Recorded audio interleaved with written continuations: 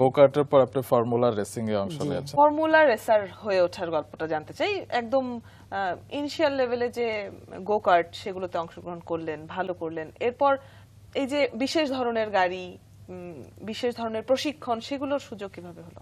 Plan ছিল যে কিভাবে হায়ার লেভেলে যাওয়া যায়, উপর লেভেলে যাওয়া যায়।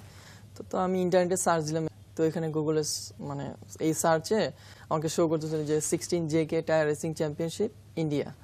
তখন আমি বুঝতে পারলাম যে ইন্ডিয়াতে তাহলে বোধহয় এই উপরের যে ক্লাসটা, এই ক্লাসে বোধহয় কম্পিটিশন হয়। তুষার, গুড নিউজ আছে, আগামী মার্চ মাসে 2012-তে একটা কম্পিটিশন হবে, কিন্তু তার আগে তোমাকে একটা তো গত বছর আমি ট্রেনিংটা করি, ওখানে আমরা 11 জন ছিলাম। তো ওই ট্রেনিং এ থেকে কম্পিটিশন না, কিন্তু যে রেজাল্ট অনুযায়ী 11 থেকে আমি ফোর্থ হই। তাহলে 22 জনকে তো মানে 22 জন কম্পিটিটরের সাথে তো অ্যাটলিস্ট মিনিমাম টপ 5 এ আসতে পারবো। তার ফোন আসলো, তুষার সামনে এই দিনে কম্পিটিশন, তুমি আসবা কিনা? তো এখন এমন শোনার পর ভাবলাম আসলে এটা খুবই এক্সপেন্সিভ। এখন যেটা করা লাগবে, স্পন্সর পাওয়া, এটা খুবই টাফ। আমাকে একটা রাউন্ড কমপ্লিট করে, যেখানে গাড়িতে বাংলাদেশের পতাকা থাকবে, আমার নাম থাকবে এবং সবকিছু থাকবে, কিছু ভিডিও ফুটেজ, স্টিল পিকচার সহ যখন আমি এটা দেখাবো, তখন হয়তো বা স্পন্সর আগে আসবে যে হ্যাঁ।